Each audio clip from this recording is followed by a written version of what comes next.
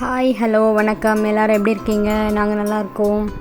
இது ஒரு ஈஸ்டருக்கு முன்னாடி நாள், ஈஸ்டர் அன்னைக்கு என்ன நடந்தது அப்படிங்கிறது தான் இந்த விலாகு. ஈஸ்டருக்கு முன்னாடி நாள் ஷாப்பிங்லாம் முடிச்சிட்டோம். அப்புறம் நைட்டு சர்ச்சுக்கு போயிட்டு வந்தோம். அங்கே எடுத்த ஃபோட்டோஸ்லாம் இதெல்லாம். எல்லாருக்கும் ஹாப்பி ஈஸ்டர். உயிர்த்த இயேசு எல்லார் லைஃப்லேயும் சமாதானம் கொடுக்கணும் அப்படின்னு வேண்டிக்கிறேன். அன்றைக்கி நைட்டு சர்ச்சில் இதெல்லாம் ப்ரிப்பேர் பண்ணி வச்சுருந்தாங்க. மிட் நைட் மாஸ் தான் அன்றைக்கி அட்டன் பண்ணியிருந்தோம். மிட் நைட்டில் தான் நல்லாயிருக்கும் அப்படிங்கிறதுனால நாங்கள் நைட்டில் போயிருந்தோம். மாஸ் முடிச்சு வீட்டுக்கு தூங்கவே ஏர்லி மார்னிங் 3 o'clock ஆயிடுச்சு. முடிச்சுட்டு காலையில் லேட்டாக தான் எல்லோரும் எழுந்திரிச்சோம்.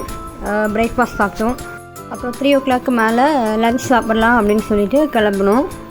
எங்கன்னு பார்த்தீங்கன்னா சென்ட் தாமஸ் மவுண்ட் பக்கத்தில் இருக்கிற ஒரு தலப்பாக்கட்டு, அங்கே தான் கிளம்பியிருந்தோம். 10 daysக்கு அப்புறம் இப்போ தான் நான்வெஜ் சாப்பிட்லாம் அப்படின்னு போகிறோம். வீட்டிலே சமைக்கலாம், ஆனால் என்ன டெய்லி நம்ம தானே சமைக்கிறோம் அப்படின்னு கொஞ்சம் போரிங்காக இருந்தது.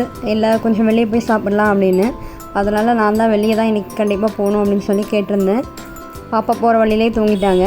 அங்கே போனதுக்கப்புறமா அது எந்திரிச்சிடுவா அப்படின்னு பார்த்தா அங்கே போயும் தூக்கம்தான். அந்த இன்ஃப்ராஸ்ட்ரக்சர்லாம் நல்லா இருந்தது. அதனால சும்மாவாக ஒரு வீடியோ மாதிரி எடுத்துகிட்டு இருந்தேன். லன்ச் நாங்கள் லேட்டாக தான் வந்தோங்கிறதுனால காலியாக இருந்தது. ஹஸ்பண்ட் தான் சொன்னாங்க, இந்த மாதிரி இஃப்டார் அப்படின்னு சொல்லி ஒரு காம்போ பேக் ஒன்று இருக்குது, அது என்னென்னு ட்ரை பண்ணுவோம் அப்படின்னு சொல்லி.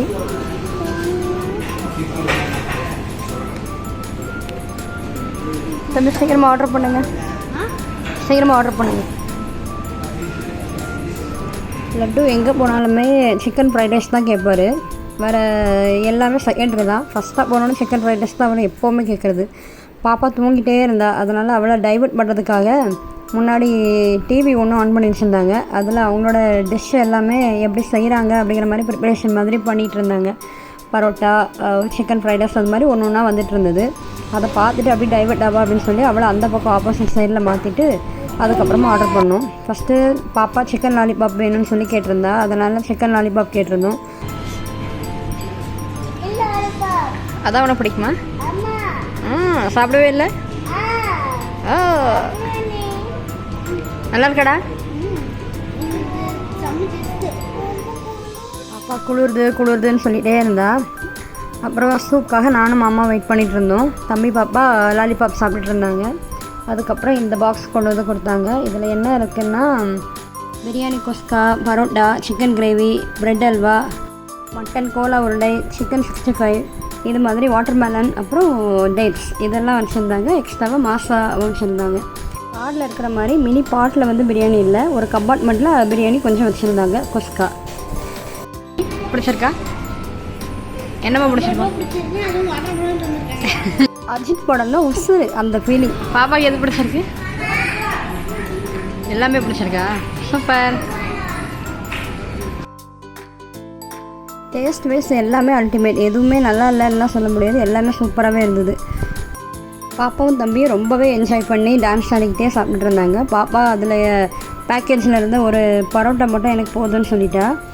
தம்பி ஃப்ரைட் ரைஸ் கேட்குற மாதிரி பாப்பா இப்போ ரீசெண்டாக பரோட்டா கேட்குறா. அதை கொஞ்சம் கொஞ்சமாக அவாய்ட் பண்ணணும்னு நினைக்கிறோம். அவள் பரோட்டா தான் கேட்குறா. இது டிஃபால்ட்டாக அங்கேயே கொடுத்துட்டாங்க. இன்றைக்கி மதுரையின் சிக்கன் தண்டா ரொம்ப நாளாக கேட்டுட்டு இருந்தேன். அதனால் மாமா அதை ஞாபகம் வச்சுக்கிட்டு இதை வாங்கி கொடுத்தாங்க. அப்புறம் ஜாலியாக அதையும் குடிச்சிட்டு தம்பி பாப்பாவுக்கு அது உள்ளே நிறைய இருக்குது, எங்களுக்கு பிடிக்கல அப்படின்ட்டாங்க. அதனால் நாங்கள் 2 பேருமே குடிச்சிட்டு அப்படியே அங்கேருந்து கிளம்பிட்டோம்.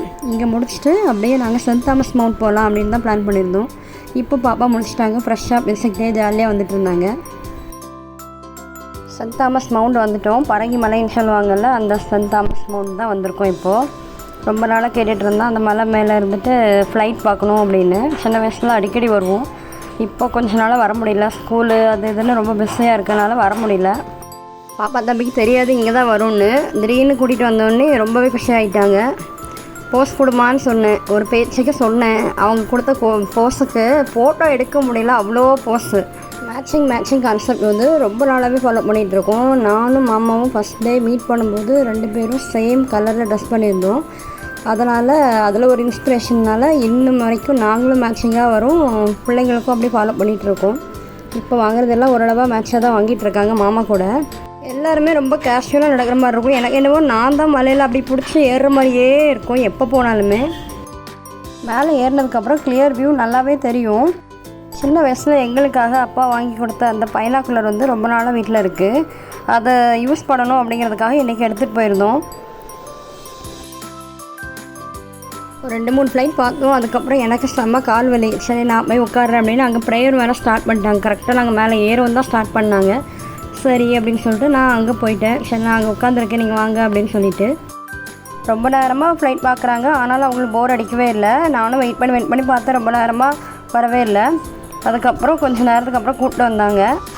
நாங்களும் இங்கே வந்து ரொம்ப நாள் ஆச்சு. அதனால் நிறையவே புதுசாக கட்டியிருக்காங்க. அது எல்லாமே சுற்றி பார்க்கலாம் அப்படின்னு சொல்லி கொஞ்சம் பார்த்துட்டு இருந்தோம். தம்பிக்கு வந்து பேப்டிசம் வந்து இந்த சர்ச்சில் தான் கொடுத்துருந்தோம். இந்த இயர் வந்து இந்த சர்ச்சோட 500வது வருஷம் அப்படின்னு சொல்லி அங்கே போட்டிருந்தாங்க. சர்ச் கட்டி வந்து 500 இயர்ஸ் ஆகுது அப்படின்னு சொல்லி மென்ஷன் பண்ணியிருந்தாங்க. அதை செலிப்ரேட் பண்ணுறதுக்காக இன்னும் கொஞ்சம் கூட கட்டிகிட்டு இருக்காங்க. எல்லாமே பார்த்துட்டு அப்புறம் கிளம்பிட்டோம். நெக்ஸ்ட் டே வந்து மண்டே. பிள்ளைங்களுக்கு ப்ரௌன் ஷீட் போடுற வேலை இருந்தது. அதை நைட்டு உட்காந்து முடிச்சிட்டோம் நானும் அம்மாவும். ரொம்ப ஜாலியாக ரொம்ப ஹாப்பியாக இந்த ஈஸ்டர் எங்களுக்கு போச்சு. தேங்க்யூ, பாய்.